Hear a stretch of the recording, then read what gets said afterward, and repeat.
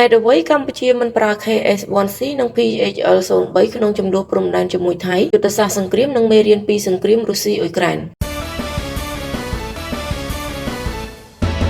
ជំរាបសួរពុកម៉ែបងប្អូនជំរុញជាតិទាំងអស់គ្នាជាទីគោរពស្រឡាញ់សូមស្វាគមន៍មកកាន់ Channel របស់នាងខ្ញុំដែលនាំមកជូនបងប្អូននៅព័ត៌មាននិងការពិភាក្សាដ៏ស៊ីជម្រៅលើព្រឹត្តិការណ៍ជាតិនិងអន្តរជាតិសំខាន់ៗជុំវិញពិភពលោកហើយពេលនេះនាងខ្ញុំនឹងនាំបងប្អូនចូលទៅដឹងអំពីស្ថានភាពព្រំដែនដោយនៅពេលនេះប្រទេសជាតិយើងកំពុងប្រឈមនឹងបញ្ហាធ្ងន់ធ្ងរចំនួនព្រំដែនជាមួយចៅសៀមដែលពួកគេបានឈ្លានពានបានរលឡើងជាថ្មីដោយមានការបាញ់ប្រហារមកលើកម្ពុជានិងប្រើយន្តហោះទម្លាក់គ្រាប់បែកតាមព្រំដែនឲ្យប្រជាជនកម្ពុជារាប់ម៉ឺននាក់ត្រូវរត់ភៀសខ្លួនតើកម្ពុជាយើងគួរយល់និងឆ្លើយតបយ៉ាងដូចម្តេចថ្ងៃនេះយើងនឹងវិភាគលម្អិតពីហេតុផលពិតប្រាកដដែលកងទ័ពកម្ពុជាមិនទាន់ប្រើប្រាស់អាវុធធុនធ្ងន់ដូចជា KS1C ឬ PHL03 នៅឡើយដោយយកមេរៀនពីសង្គ្រាមរុស្ស៊ីអ៊ុយក្រែននិងយុទ្ធសាស្ត្រការពារជាតិដ៏ប៉ិនប្រសប់របស់រាជរដ្ឋាភិបាលកម្ពុជាក្រោមការដឹកនាំរបស់សម្ដេចតេជោសម្ដេចធិបតីនិងថ្នាក់ដឹកនាំកម្ពុជាយើងបងប្អូនដូច្នេះសូមពុកម៉ែបងប្អូនទាំងអស់គ្នាកុំភ្លេចទស្សនាវីដេអូនេះរហូតដល់ចប់ដើម្បីទទួលបានការស្ដាប់អត្ថបទនេះដោយពេញលេញតែមុនចូលទៅដល់វីដេអូស៊ីជម្រៅសូមបងប្អូនទាំងអស់គ្នាជួយចុច Subscribe ដើម្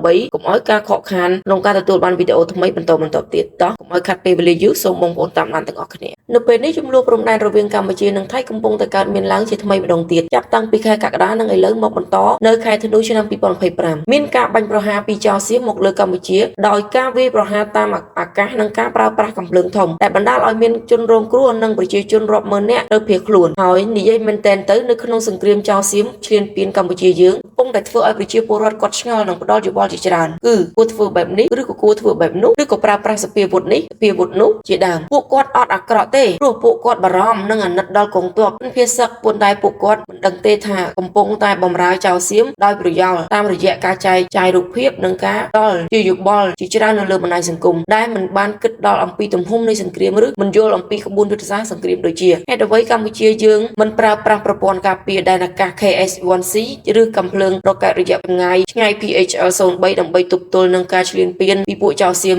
ហើយហេតុអ្វីរុស្ស៊ីមិនប្រើគ្រាប់នុយក្លេអ៊ែរនិងប្រព័ន្ធការពារដែនអាកាស S400 ក្នុងសង្គ្រាមឈ្លានពានអ៊ុយក្រែនដែរទៅហើយតើយើងគួរប្រើអាវុធធុនធ្ងន់ទាំងនេះដើម្បីគំទេចសត្រូវឲ្យស្រួលតែម្ដងទេនាងខ្ញុំសូមលើកឡើងថាយោបល់ទាំងនេះមិនមែនជារឿងអាក្រក់ទេព្រោះវាកើតចេញពីសេចក្តីស្រឡាញ់ជាតិនិងក្តីបារម្ភចំពោះប្រទេសជាតិរបស់ពួកយើងពុកម៉ែបងប្អូនប៉ុន្តែពុកម៉ែបងប្អូនខ្លះអាចមិនទាន់យល់ច្បាស់អំពីទំហំនៃសង្គ្រាមក្បួនយុទ្ធសាស្ត្រនិងផលវិបាកដែលអាចកើតឡើងនោះទេបងប្អូនការចែកចាយរូបភាពឬផ្ដល់ជាយោបល់ដោយមិនគិតឲ្យបានច្បាស់លាស់អាចជាការបំរើផលប្រយោជន៍ដល់ខ្មាំងសត្រូវដោយប្រយោលទៅវិញទេបងប្អូនព្រោះវាអាចបង្កើតការភ័យខ្លាចឬផ្ដល់លេសឲ្យពួកចៅសៀមវាចោទប្រកាន់កម្ពុជាយើងថាជាអ្នកឈ្លានពានវាវិញចឹងបងប្អូនដើម្បីបញ្ជាក់ឲ្យកាន់តែច្បាស់នាងខ្ញុំសូមលើកឧទាហរណ៍ពីសង្គ្រាមរុស្ស៊ីអ៊ុយក្រែនដែលកំពុងតែបន្តអូសបន្លាយមកដល់ពេលនេះយើងទាំងអស់គ្នាដឹងថារុស្ស៊ីមានអាវុធនុយក្លេអ៊ែរនិងប្រព័ន្ធការពារដែនអាកាសទំនើបបំផុតដូចជា S400 ហើយបើតាមចិត្តរុស្ស៊ីអាចប្រើអាវុធទាំងនេះដើម្បីគំទេចអ៊ុយក្រែនឲ្យរលាយក្នុងរយៈពេលដ៏ខ្លីបានតើបងប្អូនប៉ុន្តែហេតុអ្វីរុស្ស៊ីមិនធ្វើ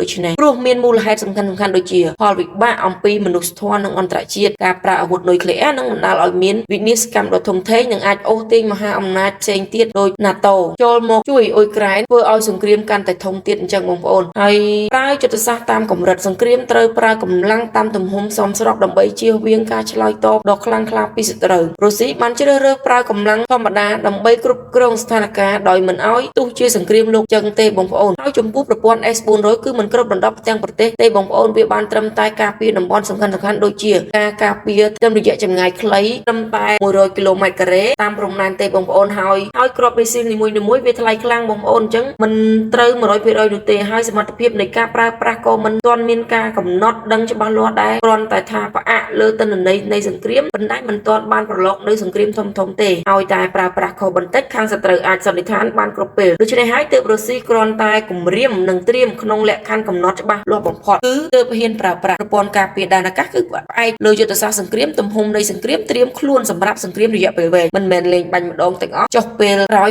មានអ្វីប្រើទៀតរួចគ្រាប់នីមួយៗក៏មិនមែនបាញ់ត្រូវទាំងអស់ដែរបើបាញ់អស់ម្ដងនឹងគ្មានអ្វីការពារនៅពេលក្រោយរ រុស្ស៊ីប្រើ S-400 តាមលក្ខខណ្ឌច្បាស់លាស់និងគម្រាមកំហែងជាយុទ្ធសាស្ត្រដូចគ្នានេះដែរនៅក្នុងចំនួនព្រំដែនកម្ពុជាថៃកម្ពុជាមានប្រព័ន្ធ KS-1C ការពារដែនអាកាសចម្ងាយមធ្យមរហូតដល់70គីឡូម៉ែត្រនិង PHL-03 កាំភ្លើងរ៉ុកែតចម្ងាយឆ្ងាយរហូតដល់130ទៅ160គីឡូម៉ែត្រប៉ុន្តែការប្រើប្រាស់អាវុធទាំងនេះត្រូវគិតគូរយ៉ាងប្រុងប្រយ័ត្នបងប្អូនដោយហេតុផលដែលកម្ពុជាមិនប្រើ KS-1C និង PHL-03 យ៉ាងងាយស្រួលនោះទេគឺកម្រិតនៃចំនួនបច្ចុប្បន្នចំនួននេះកំពុងស្ថិតនៅកម្រិតព្រំដែនមានកំណត់ប្រើកងទ័ពថ្មើរជើងកាំភ្លើងធំធម្មតានិង BM21 របស់កម្ពុជាយើងទេបងប្អូនកម្ពុជាបានទប់ទល់បានល្អដោយចៅសៀមមិនទាន់ហ៊ានពង្រីកសង្គ្រាមឲ្យធំជាងនេះទេបើប្រើ PHL-03 វាអាចវាយដល់ទីក្រុងឬតំបន់ស៊ីវិលនៃប្រទេសសៀមដែលជាហេតុនឹងផ្ដល់លេសឲ្យចៅសៀមវាឆ្លើយតបខ្លាំងក្លាដូចជាការវាយប្រហារតាមអាកាសធំនិងត្រូវស្រែករំអួយដាក់អន្តរជាតិទៀតការគម្រាមកំហែងជាយុទ្ធសាស្ត្រ KS-1C និង PHL-03 ត្រូវបានដាក់ពង្រាយនៅជិតព្រំដែនដើម្បីគម្រាមកំហែងចៅសៀមថា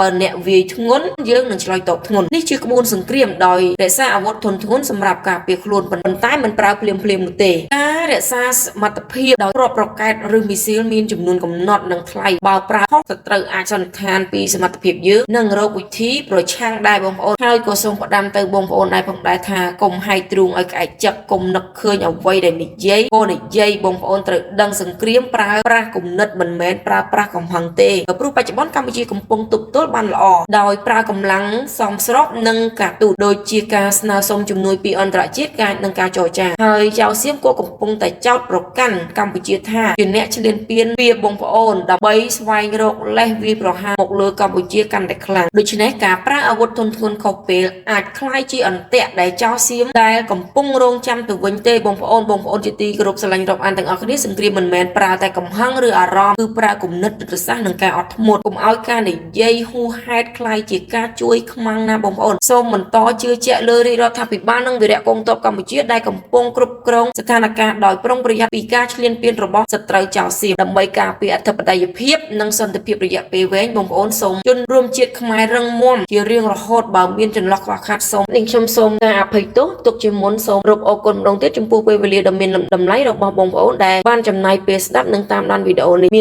បើមានការពេញចិត្តសូមជួយចុច Subscribe Like និងចែករំលែកវីដេអូម្នាក់មួយផងដើម្បីជាការលើកទឹកចិត្តព្រមទាំងទទួលបាននូវវីដេអូជាបន្តបន្ទាប់ជួបគ្នាវិញនៅវីដេអូក្រោយៗទៀតសូមអរគុណសូមជម្រាបលាពីខ្ញុំ LNN ពីរុំស្រីឡា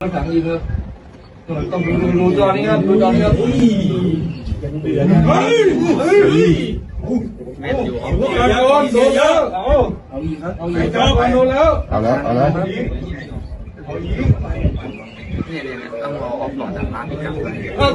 นี่ออกมาตรงถนนอ่ะ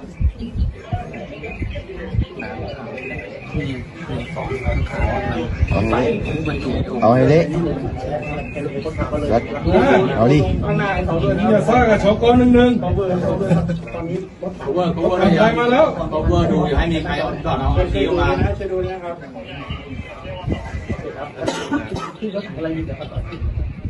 รถถังยิง